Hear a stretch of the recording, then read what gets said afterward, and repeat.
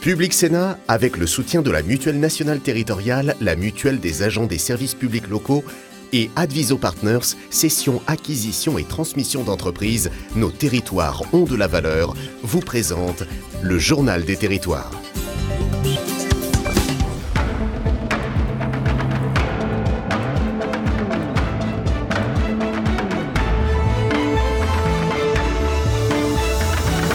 Bonjour à tous et bienvenue dans notre édition aujourd'hui en deux parties. Dans un instant, le journal des territoires que je vais vous présenter.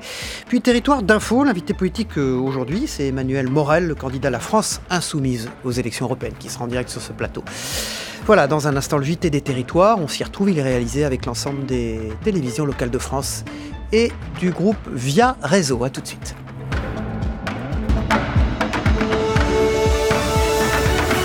On part pour la Bretagne pour commencer ce JT. Cela avait fait la une au mois de novembre dernier. Plusieurs cas de bébés nés sans bras dans le Morbihan.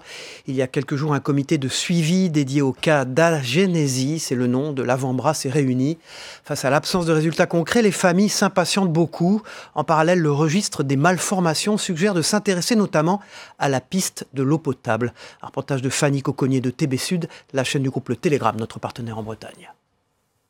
Et si l'eau potable était à l'origine des agénésies aux avant-bras de 4 enfants nés à Guidel? Dans un rapport publié le 9 avril dernier, le registre des malformations suggère d'approfondir cette piste. Ce travail est mené en parallèle de l'enquête officielle diligentée par le ministère de la Santé. Face à l'absence de résultats concrets, les parents d'Aliénor, comme les autres, s'impatientent. La ministre avait annoncé un retour vers les maires, avait annoncé un travail de recensement. Je ne vois pas d'enquête en cours. L'environnement n'a pas été investigué. Il y a un rapport qui a été produit par le REMERA. Il y a du concret, il y a des pistes. Alors ce ne sont que des hypothèses, mais voilà, il y a des pistes qui me semblent, moi, simple mère de famille et pas scientifique, des pistes intéressantes comme la piste de l'eau par exemple. C'est vrai qu'il y a les familles de Guidel, mais il y a aussi une maman à Calan et que Guidel-Calan c'est le même système de réseau d'eau, donc ça me semble pas invraisemblable comme hypothèse. Le ministère de la Santé a annoncé la publication des résultats des travaux du comité scientifique au 30 juin prochain. Les familles s'interrogent sur ce qui pourrait en ressortir de concret. On se rend dans les Vosges maintenant. Le 18 millionième compteur Linky a été posé il y a quelques jours à Épinal, et ce en présence du président d'Enedis. L'occasion de faire le point sur le déploiement de ces compteurs dits intelligents en France et leur rôle dans la transition énergétique aussi. Le patron de la filiale d'EDF répond également aux nombreuses critiques des anti-Linky. Il y en a. Reportage de Marie-Danielle Rogovitz pour Vosges Télévisions. Le 18 millionième compteur Linky de France a été posé à Épinal avec en l'occurrence un remplacement de compteur communal. Une pause symbolique car le président du directoire d'Enedis est en tournée dans le Grand Est. Et pour le numéro 1 de la filiale d'EDF, ces compteurs sont devenus une norme planétaire essentielle à la transition énergétique. Pour une maîtrise de la consommation d'électricité, ces compteurs devraient également faciliter la progression des énergies renouvelables. Grâce aux compteurs intelligents, ceci va pouvoir permettre de gérer toute cette énergie qui jusqu'à présent était délivrée de manière centralisée vers le client final et qui aujourd'hui, grâce aux énergies délocalisées, solaires, éoliennes, qui sont devenues compétitives, eh bien on peut injecter pratiquement partout sur les réseaux de distribution que nous opérons. Et grâce au compteur Linky, on peut gérer cela quasiment en temps réel. Un foyer sur 3 est d'ores et déjà équipé dans les Vosges et l'objectif est de 34 millions de compteurs installés d'ici 2021 en France. Le déploiement se poursuit malgré les nombreuses manifestations d'anti-Linky. Le patron d'Enedis dit comprendre les interrogations suscitées par l'arrivée de nouvelles technologies, mais il réfute en bloc les critiques sur la protection des données, de la santé ou du coût du dispositif. Je le dis très, très librement, aucun problème de santé avec ces compteurs et je crois qu'aujourd'hui personne n'a pu le faire reconnaître en quoi que ce soit. Aucune gabegie financière, je dirais même que le projet de déploiement dans son ensemble des compteurs est même inférieur aux trajectoires que nous étions fixées. D'ailleurs, le régulateur y veille de manière très scrupuleuse. Et les compteurs Linky devraient être une source de renseignements utile pour affiner les actions de rénovation énergétique des bâtiments et de construction durable. Voilà, de Via Vosges à Via LM TV au Mans. Comment redynamiser les centres-villes? Nous abordons souvent ces sujets dans ce journal télévisé. C'est le cas dans la Sarthe, dans le centre-ville de La Flèche exactement. Les commerçants ont décidé de se regrouper sur une plateforme numérique qui fait la promotion du commerce local. Un reportage dont devient LMTV. Redynamiser son centre-ville, voilà une problématique dont les commerçants de La Flèche ont décidé de se saisir.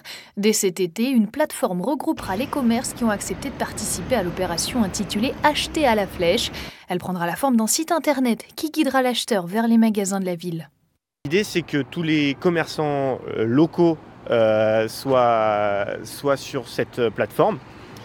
Et qu'on puisse se dire, la clé d'entrée, j'ai envie de trouver un plombier à La Flèche, je peux aller sur Acheter, je vais trouver des gens. J'ai envie d'acheter mes baskets à La Flèche, je vais sur Acheter. Enfin voilà. Que aussi on vienne, nous sur le numérique, dire on a une proposition et ça aide à pousser la porte du commerçant local. C'est bien ça. C'est qu'on sait que si on n'est pas présent sur Internet aujourd'hui, on se coupe entre 20 et 30% de passage dans nos boutiques.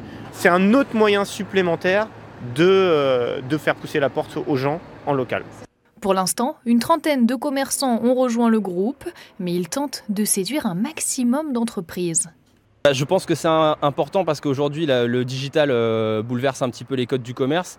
Il y a de moins en moins de personnes dans nos centres-villes et l'objectif, c'est de ramener nos clients dans nos centres-villes et de mettre un petit peu de lien. Ce site Acheter permet de pouvoir le faire en alliant le digital et aussi le commerce de proximité sur La Flèche. La plateforme ouvrira le 1er juillet prochain pour les Fléchois.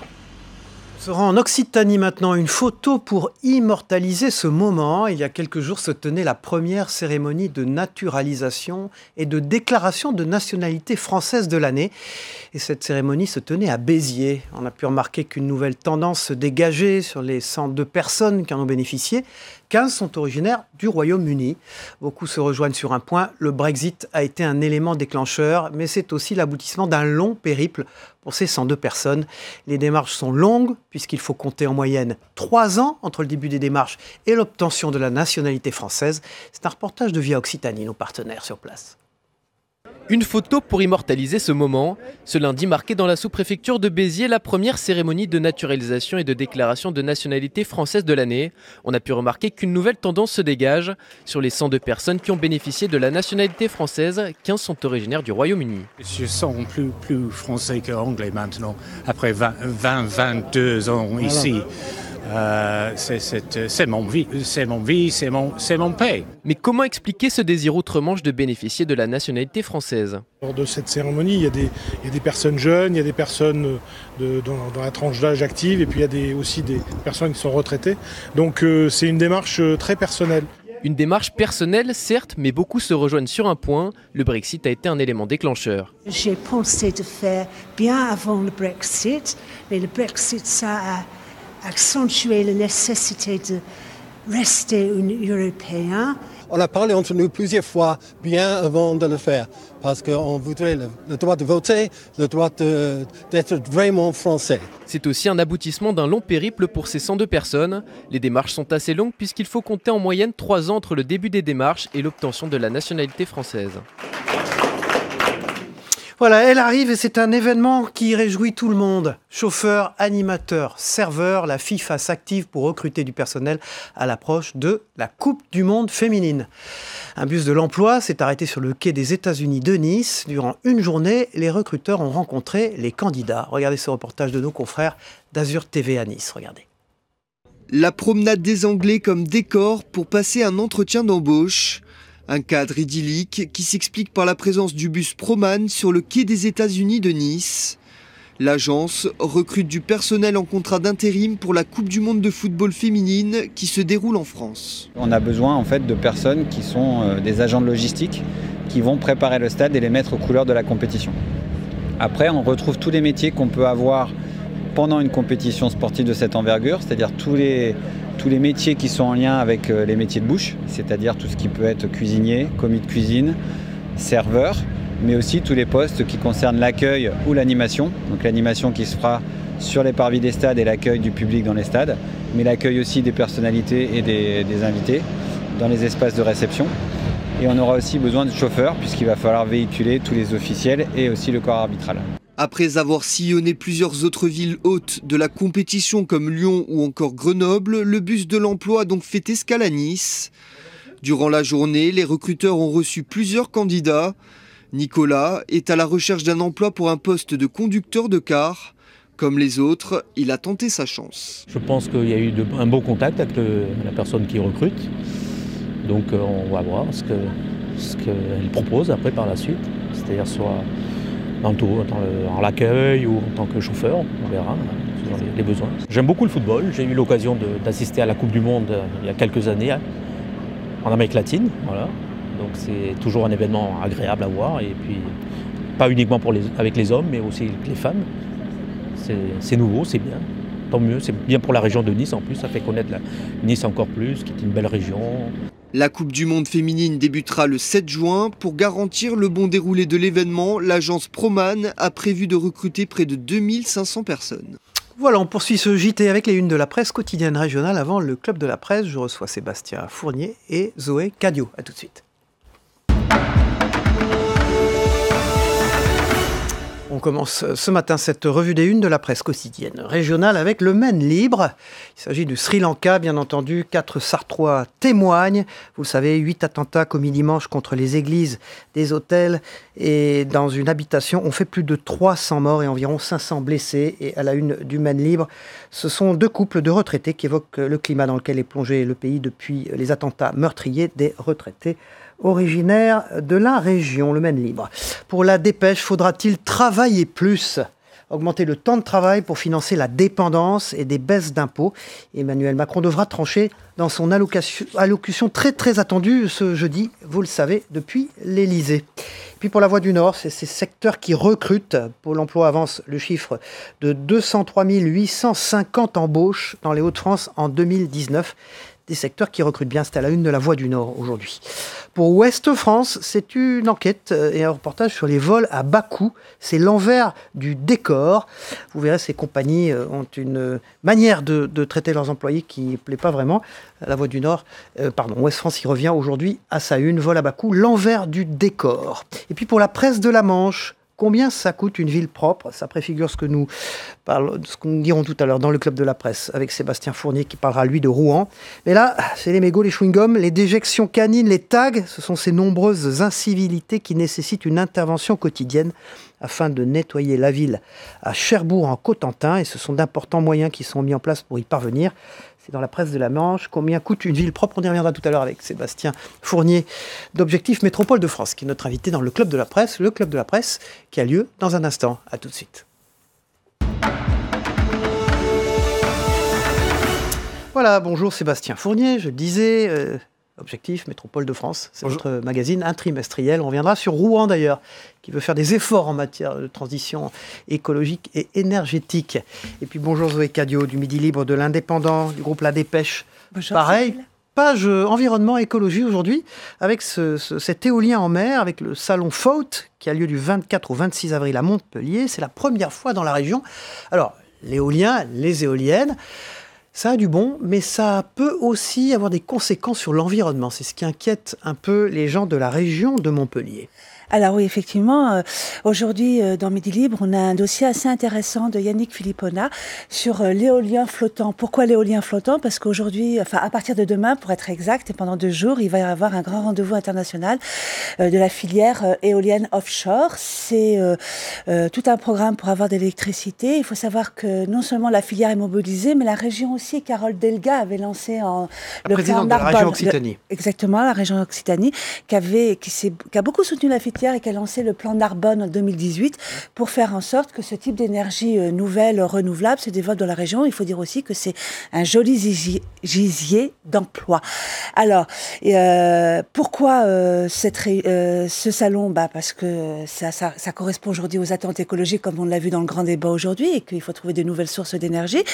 Et puis, hasard du calendrier aussi, on pourrait dire, il faut savoir aussi que la présidente de la région, Carole Delga, comme vous venez de le rappeler, Cyril, est reçu aujourd'hui au ministère de l'Environnement avec Renaud Muselier, le président de la région PACA, pour un peu rouspéter parce qu'il trouve que le gouvernement est très en dessous de ce qu'ils avaient annoncé dans la filière éolienne par rapport au soutien qu'il va y avoir. On voit une photo de cette éolienne derrière vous, là. Alors, c'est vrai que ça peut contribuer quand même à rendre la mer un peu moins belle. Effectivement. Alors, il faut savoir que l'éolien flottant, autant sur l'éolien terrestre, il y avait eu pas mal de polémiques à cause du bruit que pouvaient faire ces grands oiseaux géants, vous savez, avec ces énormes palmes.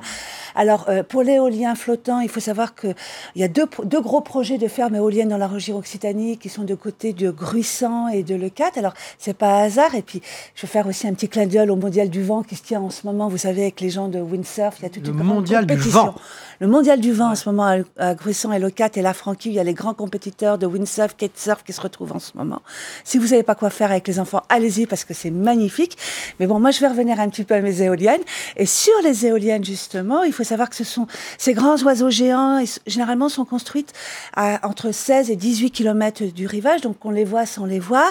Mais ce qui préoccupe énormément les spécialistes, c'est l'impact qu'il peut y avoir sur l'écosystème parce qu'on n'a vraiment pas de retombées. Et il y a des enquêtes en ce moment qui sont menées sur l'étude de l'impact sur les poissons, mais aussi sur la faune, entre guillemets, je dirais marine. Alors, d'un secteur écologique sur un point du territoire à un autre, on revient tout à l'heure vers vous, Zoé Cadio, pour examiner les cambriolages qui sont en augmentation dans la région Occitanie. On y revient tout à l'heure. Là, on va reparler d'écologie. J'ai lu que les grandes villes consomment plus de 2/3 des ressources et produisent près de 70% des émissions de CO2, Sébastien Fournier. Et donc, Rouen Métropole a décidé de prendre les choses en main et d'essayer de changer son image aussi là-dessus. Oui, bien sûr, changer son image et puis surtout d'agir, essayer de faire des choses. Il y a quand même une urgence d'agir en matière d'écologie, en matière de transition énergétique en particulier. Je rappelle quand même le rapport du GIEC, le dernier rapport du GIEC qui précise que s'il y a une augmentation de plus de 1,5 degré à l'horizon 2050, ce sont des catastrophes écologiques majeures qui vont nous arriver.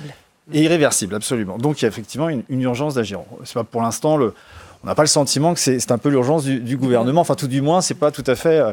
La nouveauté, c'est qu'en fait, ces actions viennent du local maintenant. C'était le cas d'ailleurs à Montpellier avec le Midi Libre. Ça s'était passé à Perpignan d'ailleurs, je crois, un monde nouveau. Exactement, le monde nouveau, fin mars, où on avait revenu une réflexion qui était organisée par la Fédération de la Dépêche. Et là, c'est pareil, on est dans cette continuité, cette logique. Au fond, il faut se prendre en main chez soi, d'abord, avant de regarder les problématiques de la planète. Les solutions sont locales. Les problèmes sont déjà locaux, effectivement, mais les solutions sont locales. Donc, Rouen, pour parler de cet exemple intéressant, qui mériterait d'être généralisé sur l'ensemble des territoires, c'est quoi ? C'est une COP21. C'est quoi la COP21 ?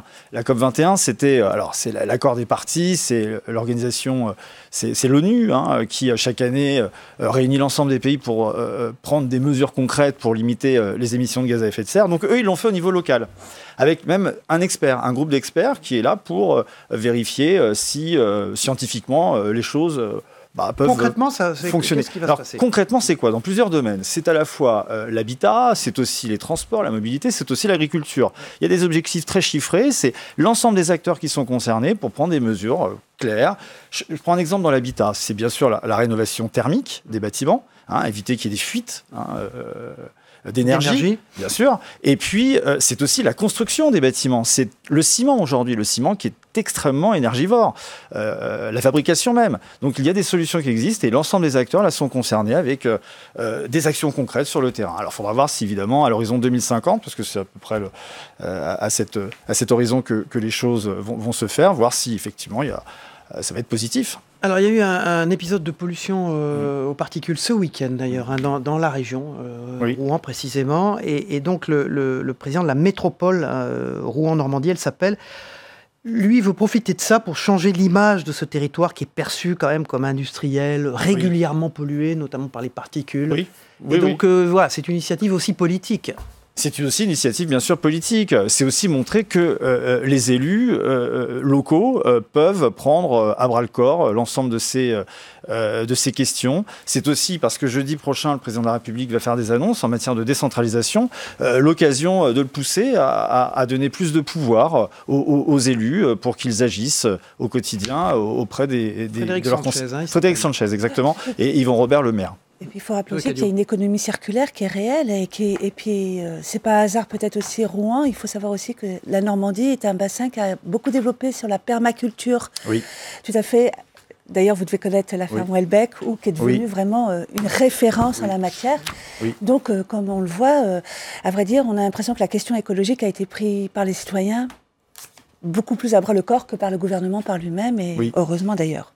Et il y a aussi les circuits courts. Les Exactement. circuits courts qui sont encouragés, pas seulement à Rouen d'ailleurs, un peu partout en France. Je pense à Saint-Étienne, je pense également à Nantes, dans les grandes villes. Et quand je dis grandes villes, c'est pas simplement les villes-centres, c'est aussi l'ensemble des communes. Rouen, par exemple, c'est 71 communes qui sont concernées, dont 45 communes qui sont moins de 4500 habitants. Donc c'est pas non plus, voyez-vous, que des grandes villes, des grands territoires. Voilà, accord de Rouen, ça s'appelle. Exactement, la COP21 locale de Rouen. Merci Sébastien Fournier. Puis à la une, je le dis quand même, de Objectif Métropole de France, un magnifique avion, ce sont les aéroports, carte maîtresse des territoires avec ce redéploiement. Et puis c'est polémique aussi qu'il y a sur leur financement. À la une de Métropole de France Magazine, merci. Zoé Cadio, on revient sur l'Occitanie. Ouais. Avec, alors c'est pas une bonne nouvelle, ça, ce sont des cambriolages qui ont légèrement augmenté avec les gilets jaunes, c'est l'augmentation des cambriolages dans la région de Montpellier. Avec surtout, alors ça c'est une bonne initiative, ça se rapproche de la science-fiction, ce système d'algorithme que la gendarmerie a mis en place. Racontez-nous. Alors, ce qui pour combattre ces cambriolages en augmentation. Voilà. Alors, je ne sais pas si c'est à cause des beaux jours ou avec les vacances qui se profilent et tout ça. Midi Libre, on a plus exactement, Hélène Amiro a consacré un dossier justement sur le phénomène des cambriolages, qui est un phénomène sériel. Et elle s'est penchée sur la question, pas de savoir réellement qu'est-ce qu'on volait, mais comment ça se passait, mais un peu faire le profil. Elle a fait du profilage, entre guillemets, des cambrioleurs. Il faut savoir pourquoi. Parce que la région Occitanie est quand même la 4e région la plus touchée devant l'Île-de-France et PACA, avec plus de 9 cambriolages pour 1000 habitants. Alors, on a l'impression que c'est pas beaucoup, mais quand on est soi-même cambriolé, je peux vous dire que on sait que c'est beaucoup. Donc, et on sait aussi que les villes les plus touchées, les plus impactées, plus généralement, sont les villes de plus de 200 000 habitants.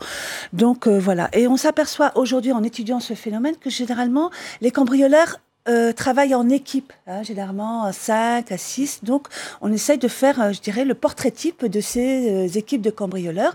Et face à cet état des lieux, entre guillemets, si vous me permettez l'expression, la gendarmerie, depuis quelques années, travaille évidemment pour les mettre en prison et travaille aussi avec les datas, d'où la mise au point de cet algorithme artificielle qui est complètement incroyable. Alors, on se retrouve un peu, je dirais, un peu dans de la science-fiction avec, je ne sais pas si vous vous souvenez de ce film de Minority Report. Ah, de Steven Spielberg. Exactement. Avec Tom Cruise. Oui. Où on essayait un petit peu de, à vrai dire, et d'après l'algorithme, ils étaient suspectés de commettre des crimes, donc on les arrêtait avant de commettre les crimes. On n'en est pas là. On n'en est pas là. Mais là, par contre, c'est un petit peu de savoir un petit peu quels sont les points noirs, par rapport à cet algorithme, quels sont les lieux les plus fragiles qui pourraient être frappés, entre guillemets, par ces cambrioleurs. Donc, c'est les zones les plus vulnérables, on les étudie, et ça permet en même temps, justement, de pouvoir faire de la prévention. Alors, c'est comment ils opèrent, le titre en une de Midi Libre. On a une petite idée, ils opèrent un peu partout pareil. On a une petite idée, pourquoi cette région est là, et je crois que c'est dans les 3 premières. 4 premières. La région est dans les 4 premières. Alors, il faut savoir que, d'après justement les enquêtes qui ont été faites, on s'aperçoit... Je dis ça pour les gens qui sont partis, là, peut-être qu'ils peuvent, alors, il faut savoir au dernier moment, réfléchir à quelque chose pour empêcher d'être cambriolé. C'est souvent la même équipe qui opère sur la même zone géographique. Rien que pour vous donner un exemple, sur Nîmes, c'est une 50aine de personnes qui ont fait 1500 cambriolages. C'est énorme.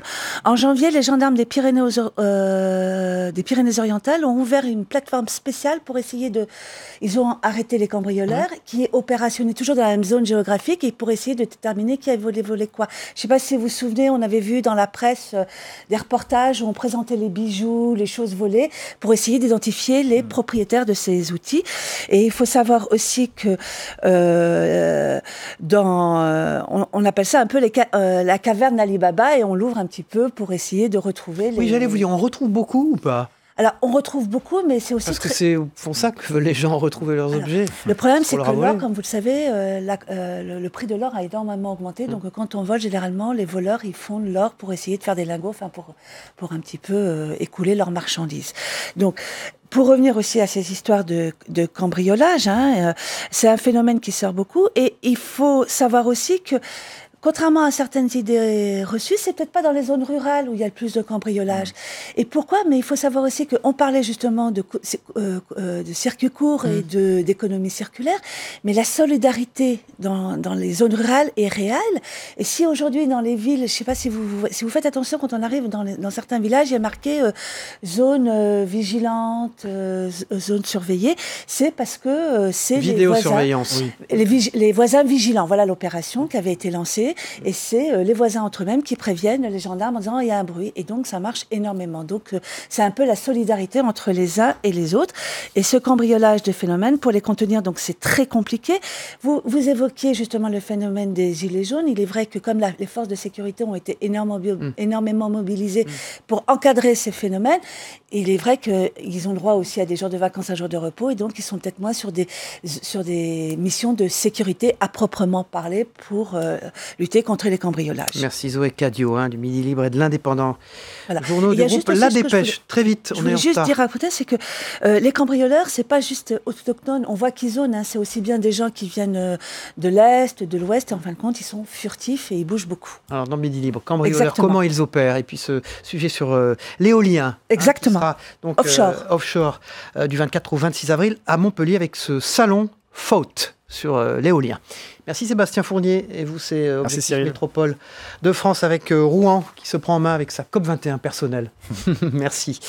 On passe à la météo des territoires. Vous allez voir, c'est les orages qui nous attendent sur tout le sud du pays, notamment, et ça remonte. À tout de suite. La météo vous est présentée par l'Assemblée des départements de France.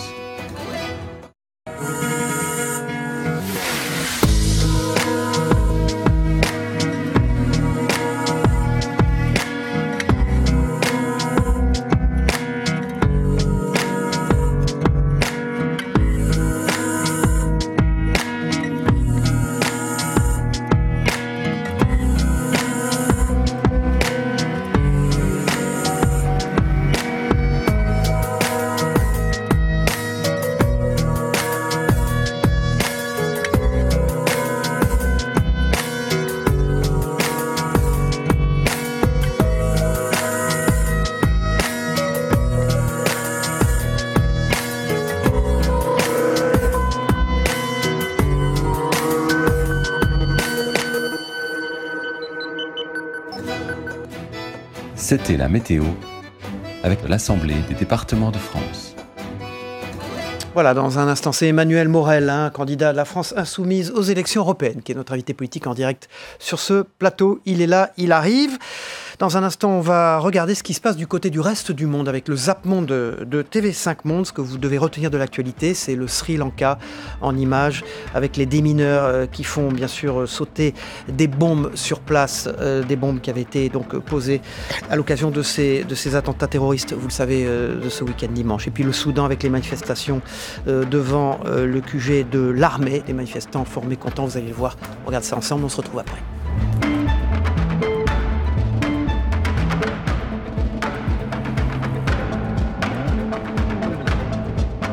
Public Sénat, avec le soutien de la Mutuelle Nationale Territoriale, la Mutuelle des agents des services publics locaux et Adviso Partners, cession, acquisition et transmission d'entreprises, nos territoires ont de la valeur, vous ont présenté le Journal des territoires.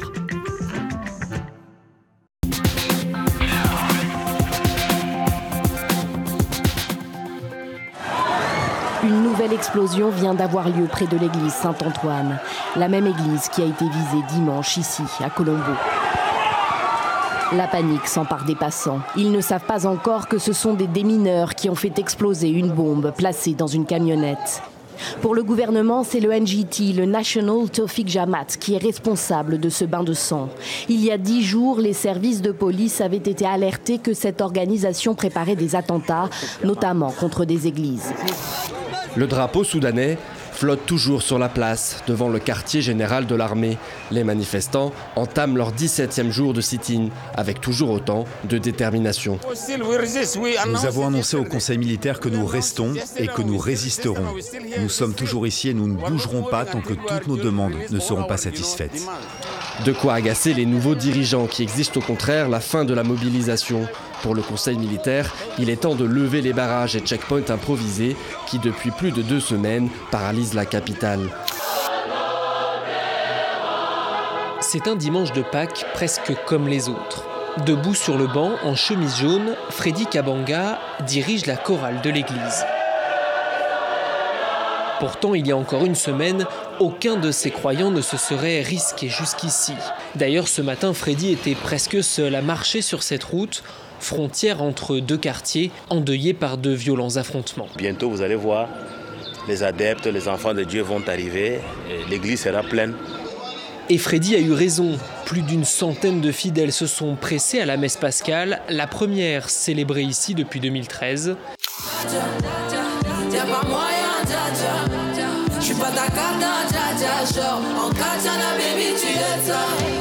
Dja, c'est le titre qui a propulsé Aya Nakamura au rang de star internationale. Un refrain entêtant, des rythmes afro, un texte sur le mensonge et la trahison amoureuse qui parle aux jeunes femmes, plus encore qu'elles ne l'avaient imaginé. Quand tu commences à vouloir faire des concerts et que ça se remplit au bout de 2 heures, tu te dis que, ah ouais, toutes ces personnes-là, elles comprennent mes morceaux et elles comprennent ma vision des choses.